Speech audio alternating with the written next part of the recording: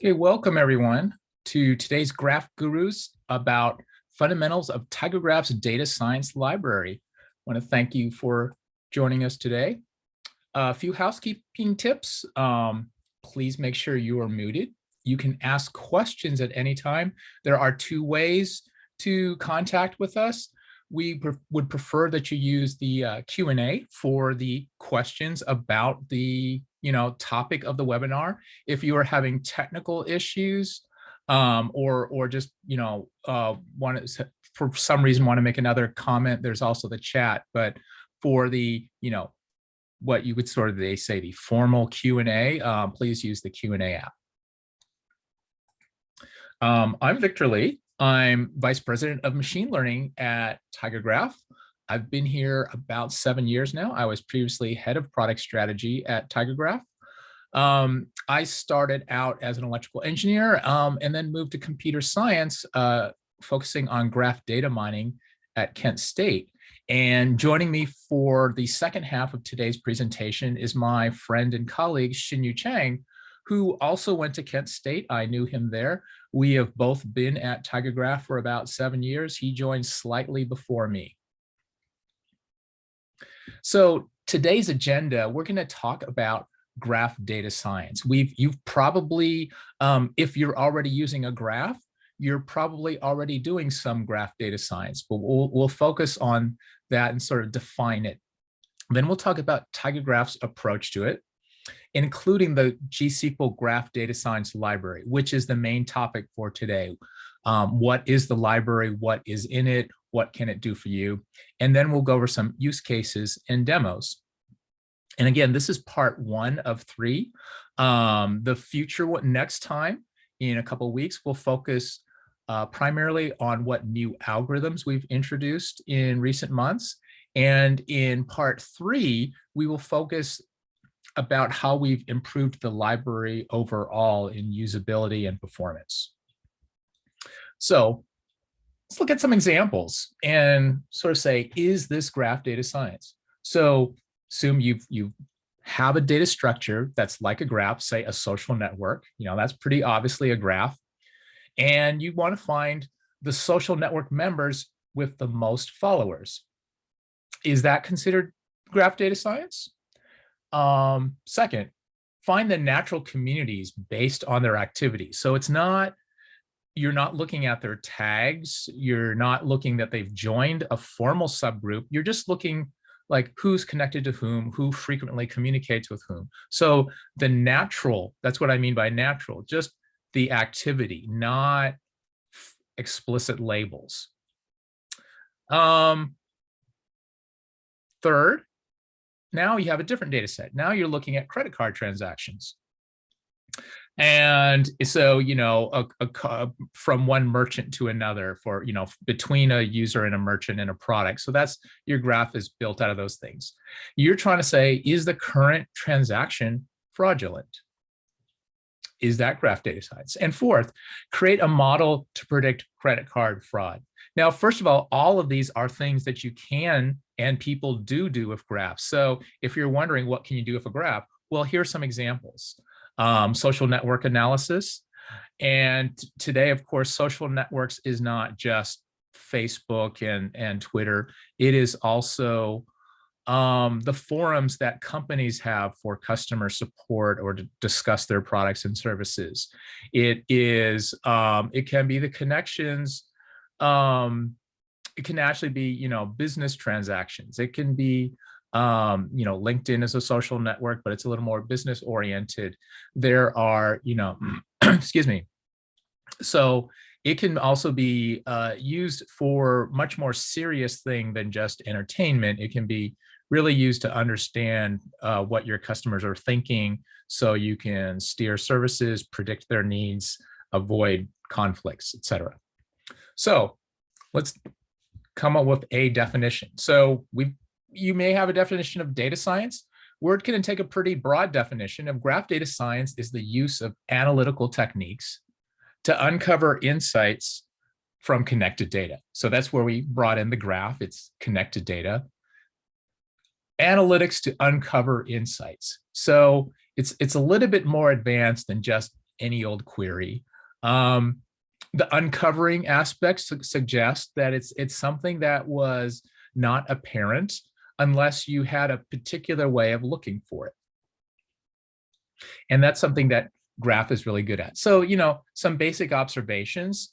If you're going to do graph data science, you obviously need a graph. And why would you use a graph?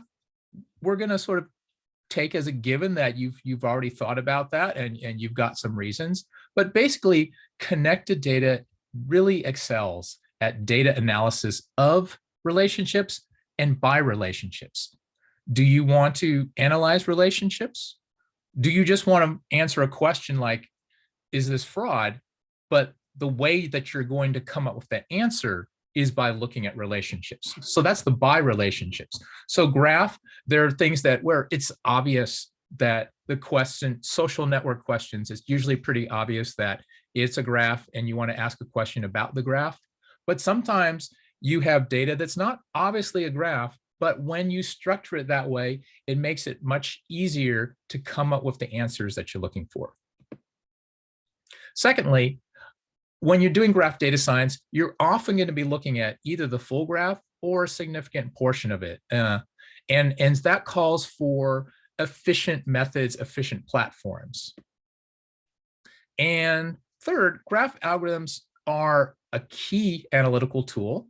A lot of the analyses are done through graph algorithms, and we'll talk about graph algorithms today. And fourth, this also includes machine learning, graph-based machine learning. Not all data science is machine learning, but I'd say all machine learning is data science. So it's included. We're not going to be focusing on machine learning today. I said that's my general department, but I'm also very much have always been involved with the graph algorithms. Xinyu is sort of our head of graph algorithms, so to speak. So he'll be joining us later.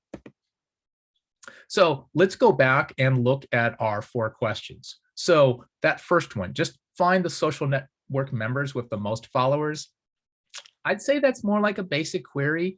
If your information were just structured as a table, which you could just say, person A is connected to person B. Okay, that counts as one follower. You could just go through the table and count.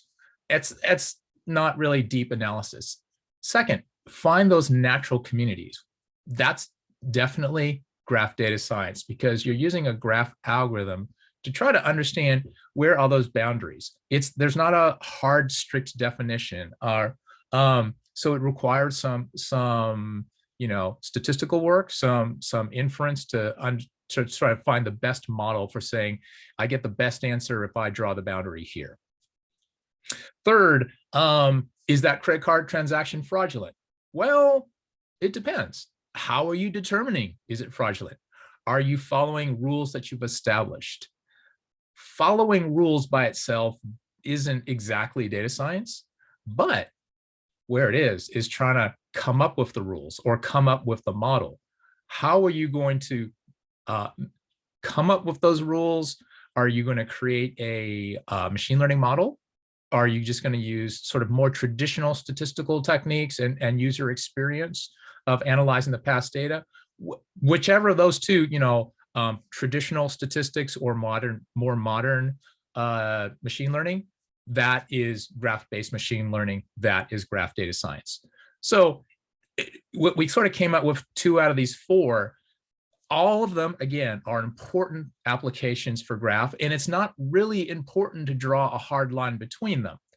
But we're just saying that we're going to be focusing on graph algorithms today, and graph algorithms in particular fit that number 2 and number 4 case, and in particular number 2, because today we're not going into the deep machine learning.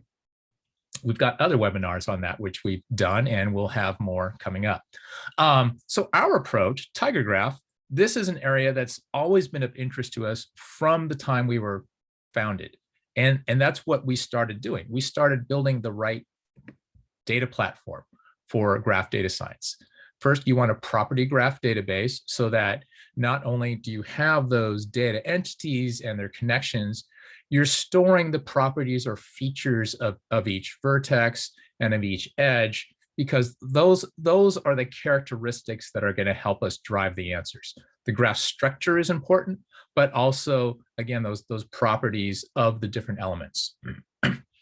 For that efficient processing of big data, it should be massively parallel, have massively parallel processing, and it should be scalable. In database terms, that would be saying that you have a distributed database. So that as the data spreads across multiple servers, it still operates as one unit. Second, use the right query language. Not every query language is suited for graph data science, graph analytics. So ideally, you'd like something that similar to SQL, because we are doing database work. At the same time, you'd like it to be procedural, because a lot of the analysis is based on algorithms. Algorithms are procedural or imperative. If it could be even a little bit Python-like, that'd be great. Again, because you're doing statistical analytical work, you need aggregation, or accumulation is another word for it. So having that as a built-in characteristic, and having built-in parallelism, again, for that efficiency on big data. And that's why we designed our own query language, GSQL. Third, you want a performant and customizable algorithm library. As we said, graph algorithms are one of the key ingredients to performing graph data science. There's dozens, scores of graph algorithms which mathematicians and data scientists have developed over the years, and we've done an excellent job of finding different use cases, different real world use cases for some of these algorithms that started out as just academic theoretical concepts. That being said, because they are sometimes designed with this very abstract approach, you need to be able to customize them. And so that's why, just having a graph algorithm library by itself is not sufficient to make it usable. And part of that is customizability is important. And last, we believe that you would want to run this in database. There are other solutions where you take a tabular database and you export it and you build a graph and you do your analysis and then you discard your graph. We believe in the importance of graph, that you want to persist the data. So you set up a graph database, but you also want to run your analytics right there, because then you're using the latest data and there's no need to export it to another platform. Why have two different copies if you don't need to? You may have a reason why you want two copies for separation of workload, but as logically, you want it to be all the same data. So just going a little bit deeper on some of those characteristics I talk about. This is a high-level sketch of TigerGraph's massively parallel processing, MPP, and distributed graph database. This diagram is showing what is logically one database, which just happens to be split up across 3 servers. To the typical user, that division, that partitioning is completely invisible. They're simply just talking to a database. They send a query, they write the query the same way, regardless of whether it is distributed or not. That is not true of all of our competitors. Some of our other databases on the market require that the user be consciously aware of the division. They actually have to write their queries differently, which is an extra burden. It means it's not really portable. It's not flexible. But with TigerGraph, you could change that physical configuration without any changes to the applications. The work will be done in parallel, as every server will receive the query in full. It will automatically do its part, and it will automatically send messages to the other servers to exchange data and status, and they will coordinate. There's a temporary coordinator selected for each particular query. That query will select a master, but the master is not a static setting. So each of the servers is equal. Each does receives the full workload and just does its part, and they all share. So the GSQL language I mentioned is also very important. Here's a screenshot of some code. You can see the select from where clauses from SQL. You can also see an accum clause, which that's the accumulation, which I said that's the extra bonus that's added for the analytical work. So like SQL, it's schema based. This is for the data, data consistency and high performance. It is SQL-like. It has the addition of control flow, like Oracle's PL/SQL, so that you can have loops, you can have conditional statements. Those are the things you need to do algorithmic work. It works for both transactional, operational work and analytical work. We're focusing on analytical work, but the database and the language are also suitable for those transactions. As I said, it has the built-in high parallel performance. And you can see from the header that we have an input parameter, a category. So you can write a query like a procedure with input parameters, store it, compile it, it becomes a reusable piece of code for performance and efficiency. And last, I think the third point I'm going to go over in more detail is our graph data science library. And that is what we're going to focus on today. So the rest of the talk is going to focus on this. We first developed our graph algorithm library as a library back in 2017. We had algorithms, again, from the origins of the company. That was one of the use cases that our very earliest customers told us they were interested in. It was some of the very early research work we did. And we've had it in production, again, since our very first customer. We designed the platform to be fast and scalable, and the query language. So it's a combination of the platform and the language that runs that platform, because it uses both inherits characteristics of SQL and inherits characteristics of common imperative procedural languages, whether that is Python, Java, or C. I'm lumping all three of those together because all three of those sort of belong to the same family of general style of programming. They use the same, and when people describe an algorithm, they use that sort of generic pseudocode. So that means it's a straightforward to take a pseudocode high-level description of an algorithm and write it in GSQL. It's also open source. The algorithms are open source, meaning that you're not locked into just what we provide you. We're using GSQL, the same language that our customers use to write their custom queries, like find the the social network members with the most followers. That's just a basic query. We're using the same language to write these algorithms. It's available to you. It's free. It's open. You can modify it. Other people can modify it and share their changes with the community. So currently we have over 50 algorithms in a variety of categories. I'm going to go over those categories, walk through a few examples, and then I'm going to turn it over to Xinyu, where he's going to show you some actual live demos. We currently are organizing our library into 8 categories. These are pretty common semantic categories. Most people have heard of shortest path. What is the most efficient way to get from here to there on the graph?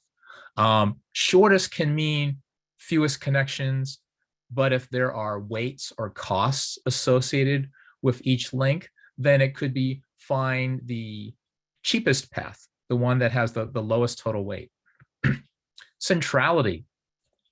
We talk about sort of the 3 most common centrality algorithms are closeness centrality, betweenness centrality, and PageRank. And PageRank sometimes throws people off, but if you look at the definition of it, why is it in the same category?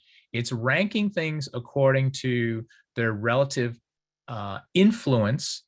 How is that node referred to by other influential individuals? So it's a measure of how important that node is.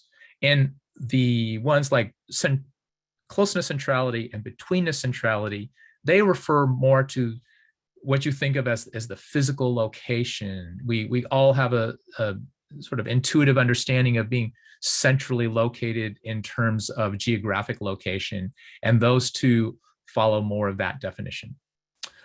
That's a key theme here, that each of these categories has multiple algorithms. And the reason why there are multiple ones is because there are variations. People don't have just one question. They have different circumstances. The right algorithm depends on exactly what you want to know and exactly what type of data do you have. Sometimes you have more than one that looks like they might all be good candidates, and you actually just apply trial and error to see which one seems to give you the answer that most closely matches your actual need. That happens a lot in machine learning, where picking the right neural network is sometimes trial and error. There can be a more systematic, more scientific approach at times. Sometimes it's more of a toss-up, and you just try what gives you the best balance of accuracy for your needs versus performance. Community detection. It's finding those clusters or natural groupings. We already talked about that with the social network. Similarity. The idea, you could probably come up 100 different ways to define similarity, and we've got like a dozen different algorithms that you could choose from. Classification. Now you're getting into machine learning. Trying to predict the class or type or category of an entity based on the evidence that you have. You have some old data, existing data, where it says, well, these examples, so-called labeled training data, they're your guide to the different classes, and you try to come up with a model that will help you make future predictions. Topological link production. Again, link prediction. Anytime you hear a prediction, you're getting into the area of data science and machine learning. I don't know if there's a link between A and B. My data doesn't currently show one, but in the real world, maybe there is a connection between A and B. So these algorithms try to help you predict. Remember, your data does not always reflect everything about the real world. You only know what you've managed to gather and record. The real world contains more truth than what you know. So the link prediction case is trying to predict, is there now, or maybe in the future, will there be a connection between A and B? Graph embeddings, that's another machine learning technique. We've done previous webinars that talk about that, but basically it's a way of transforming your graph data into a set of vectors, which are then more amenable to more traditional types of analysis. And lastly, one of my favorites, frequent pattern mining. This is very much unsupervised machine learning.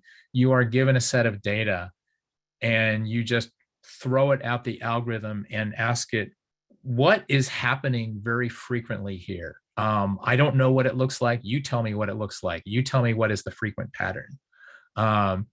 So it's asking the algorithm and the data itself to describe itself. And that's why I like that one. Here's another way. Here's a list. As I said, we have more than 50 algorithms. That's because in some cases we have variations of these. Like we have, I think, 3 different variations of PageRank. We have 3 or 4 variations of shortest path. If you add in those variations, we have more than 50 algorithms. And where are they? Well, as I said, they're open source. So they're on GitHub at github.com/TigerGraph. It's where we have our public projects and repositories. There's one called GSQL Graph Algorithms, and you can go in there right now. And then the documentation for it is at docs.tigergraph.com. There you'll see at the top level about 6 different subsections. One of those top level sections is the TigerGraph Graph Data Science Library. How do you use that library? Well, it's really easy to get the algorithms. As I said, they're all there. But to make it a little easier, our developer relations community has developed what's called the TigerGraph CLI, command line interface. You can download the CLI from there, and then you can run this command, tgbox algos install. You can either list the particular algorithms you want to install, or you can have it install the full library.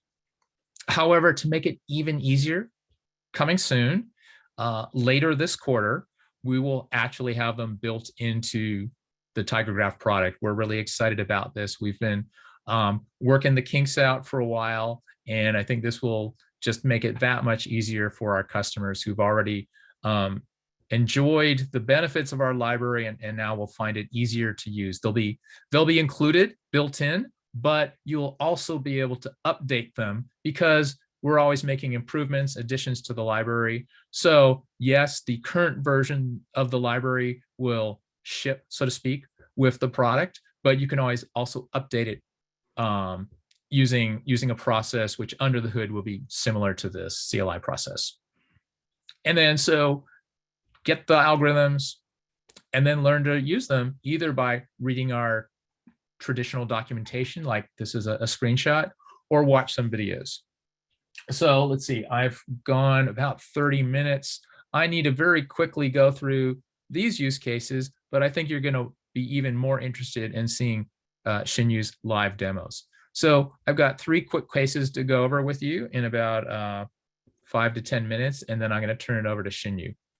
So finding the most influential healthcare providers in a community. Now, finding the most influential persons in any community. But here is a use case that maybe you didn't think about. These are specialists. They get referrals from other practitioners. So first we use PageRank to rank them. And then we use community detection to find where are the community boundaries. So 2 algorithms used in sequence, PageRank and then Louvain. Here is another example. We've shown this before. You have some sort of analytics, maybe a dashboard like this, to analyze different customers. This happens to be healthcare again. We're looking at the patient's journey, excuse me, through the medical care system, but this could just as much be a customer journey through sales. It could be, you know, an employee's journey in their career. It could be lots of things.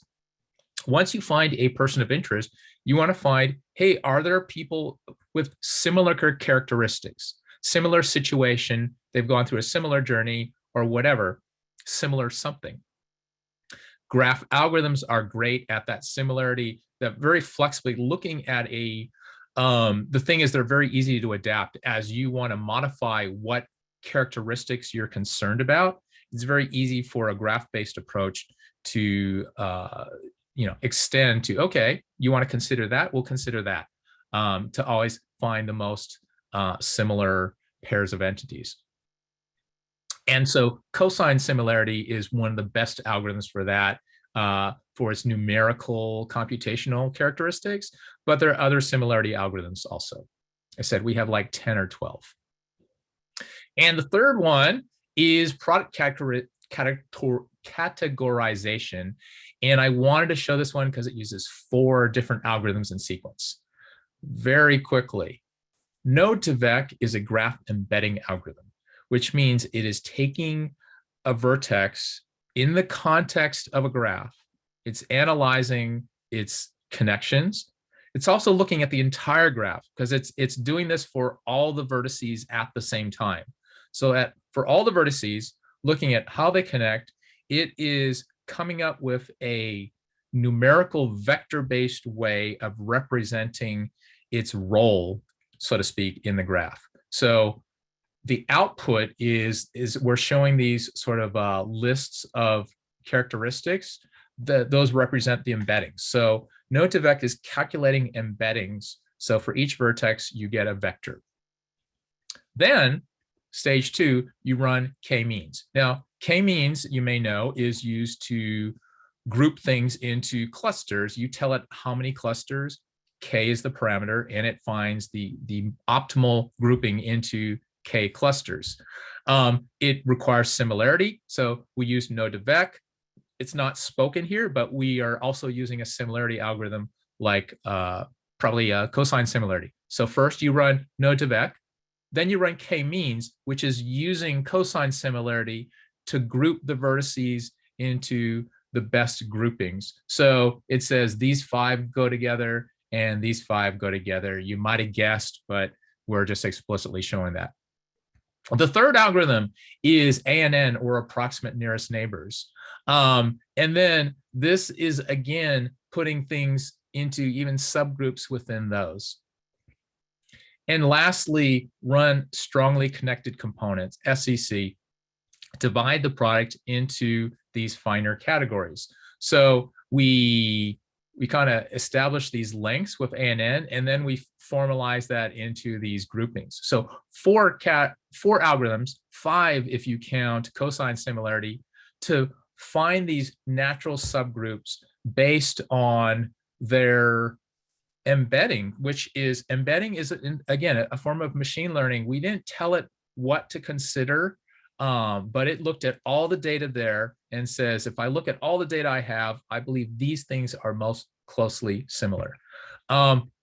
This has been fun. I haven't had a chance to do this in a while. I'm going to turn it over to Xinyu now and let him present. Right, thanks, Victor. Okay, I will just go ahead and share my screen and give you a demo of the most frequently used graph algorithms from Graph Studio. Okay, so as you can see that we have a whole list of graph created on top of the public data. So first, the demo I want to show you is the net science data that we have installed our Louvain and weakly connected component algorithm to this system. As Victor has mentioned, you can get those algorithms from our public GitHub repository. It's totally free. You can just copy and paste, and even you can tweak the queries to meet your requirements. Okay, so first the demo I want to show is the weakly connected component. As you can see, the graph is pretty simple. It's like a list of scientists and their co-authorship. Like when two scientists, they co-authored any like a paper, then there will be an undirected edge connecting between the data scientists.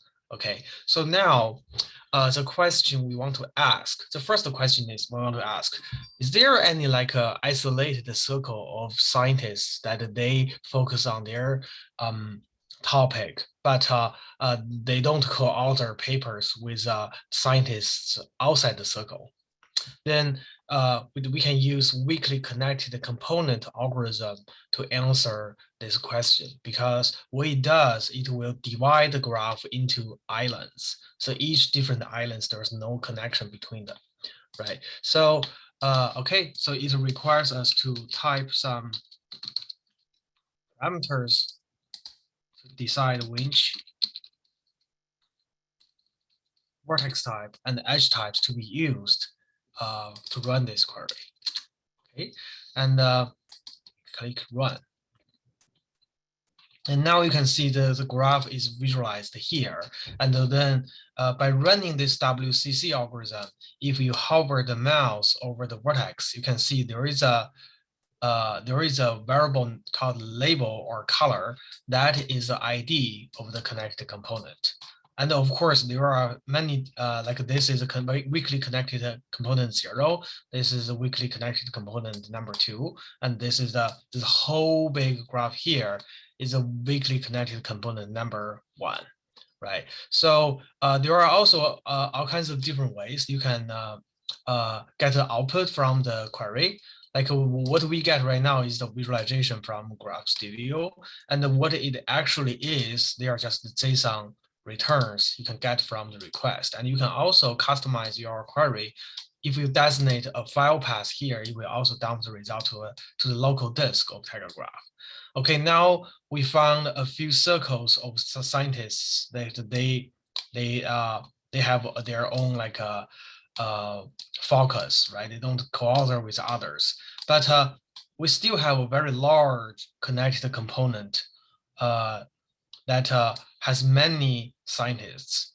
Then the next thing I want to show is the Louvain algorithm, the community detection algorithm.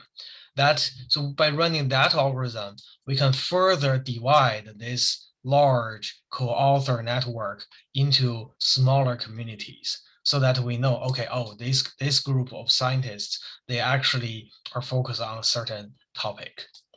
Okay, so now let's run the Louvain algorithm. Same thing, we want to specify the parameters first. Run it on the scientist vertex type and authorship edge type. Okay, and I want to show like I can choose, okay, I want to show 3 communities here, or 5, or I can say, or I can like show everybody, right? Let's show everybody. Okay, so after visualizing this, the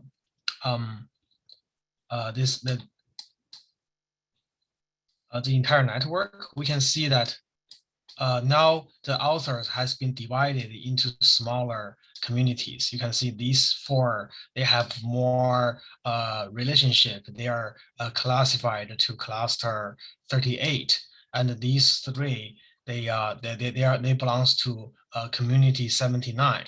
So by running the Louvain algorithm, we are actually be able to divide this the community of scientists in the same connecting component, so that we can do further analytic on them to see how many topics, how many group of the scientists are there in the network. So that's the Louvain community detection algorithm. And the next example I want to show you is based on the US airport data. So in this data, we have loaded all the airports in the US. And if there is a flight from one airport to another, there will be a directed edge connecting from the source to the destination. Okay, and now the algorithm we would like to run on this data set is PageRank. So PageRank calculates the centrality of the influence of a certain vertex.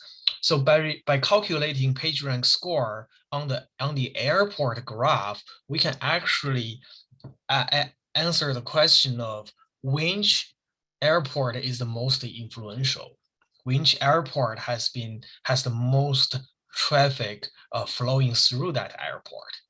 Okay, so now let's run it. Again, let's type the types. Okay, leave others as default. And then we want to say, okay, so now we have this graph visualized. And you can see the vertex with larger size are the ones with a larger PageRank score, because I have made the configuration to calculate the radius of the vertex based on its Cosine its PageRank score. And you can see like Denver, I think Denver is the airport like in the central US, right? Has the highest PageRank score. And then following that, we also have Phoenix, we have where's here, and SFO, right? These vertices with larger PageRank score are all the like central airports, like people do a lot of transfer, a lot of flights going through those airports. Okay, and okay, that's the PageRank. And the last demo, last algorithm I want to show you is on the blog graph. So on this graph, we can see that we have the blogs as vertices, and the blogs may cite each other, right? So on this data set, we want to run the cosine similarity algorithm based on the assumption that if 2 blogs, they cite similar set of articles, then that means they actually they are similar in content, or they have a similar topic. Okay, so here we run the cosine similarity algorithm. We compare every each blog pairs that cited the same article, and then we want to print the top k most similar blog pairs. Okay, so now let's run it.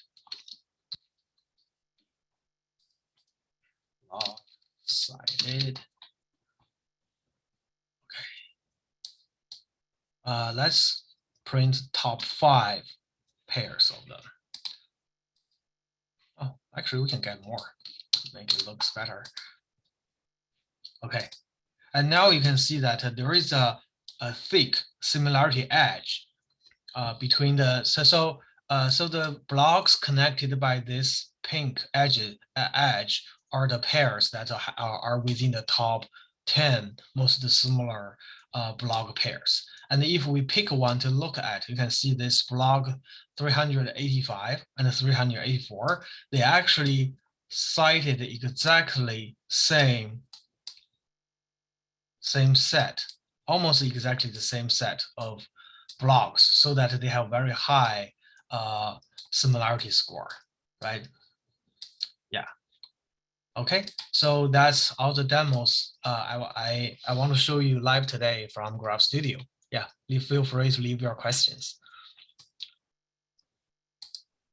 Thank you, Xinyu. Let's just switch back to slides. It's just kind of showing our questions and the ways you can contact us. Let's see. Where did it go? But I can start to answer some questions right now while I'm looking for the slides. So the first one was, is the similarity algorithm built on top of graph embedding results? And the answer is they are considered separate things, but as I mentioned, sort of once you were not generating, we're not using our similarity algorithms to generate the embeddings. And when you run a similarity algorithm, you may, one of the things that you could consider is the embedding vectors. You could say, so I want to compare vertices based on their embedding vectors, which was the case in that last example that I showed, where we used the k-means after doing the graph embedding. So I hope that answers that question. There was a question about our graph convolutional neural networks available? And the answer is yes, that we have a machine learning workbench that we're releasing within the next 30 days that will support graph neural networks. So the training is currently outside of TigerGraph, but later this year we'll have a version where the training is inside TigerGraph. And maybe Xinyu can answer this question. How can an ordinary data scientist do what you did in a language like Python rather than having to learn GSQL or GQL? Yeah, so I think we're doing very, very well on the Python integration with TigerGraph system. So without having to write GSQL query language, there are a few possibilities that you can directly grab the GSQL query language, because you don't have to do any modification, and you can get the results from the graph algorithm libraries. And another thing is, I think soon you will, I think in near future, our machine learning team will release some like a feature menu to you to select from without having to do coding in GSQL, and you can still like do some feature extractions from the graph. Great. And I think there was just one more question. Can you install and run TigerGraph on a single laptop? Just curious, were you running on your laptop today, or were you running on TigerGraph Cloud? Certainly you can run it on a laptop. We do it all the time. You're just kind of limited by you probably want at least 16 gig of RAM. You want multi-core, which everybody has multi-core these days. you're just going to be limited by the size of graph, but the software runs fine. So if you got a big graph, you're going to want a more storage and more RAM, but there's no barrier to running TigerGraph on a laptop. It does run on Linux, so you need to, if you don't have a Linux OS, then you need to run it, within a container of some sort or a VM. There's one more question. Would you recommend using Graph Studio over Developer Edition? Maybe Xinyu, you could clarify that question. That's maybe a misunderstanding about our product offerings. The last question, right? Yeah. So I think we right now we don't differentiate the product as developer edition or enterprise edition. Right now, I think it's all enterprise edition, but there is a free version that is under, if I remember it right, if it is under 50 gig, it is free, right? So yeah. And so Graph Studio is the visual interface that Xinyu was showing, and that's included with every license. So you don't have to choose, you always get Graph Studio. But as he said, there's sort of two versions. There's the free license for under 50 gig of data, or paid license for above that. That's for on-premises. Cloud is a little bit different story. We have a free tier for the cloud of up to 8 gigs of data. And then, pay as you go on the cloud for larger than that. And I don't see any more questions right now. We will be sending out the recording and the slides. I want to thank you again for your presentation, for your attention.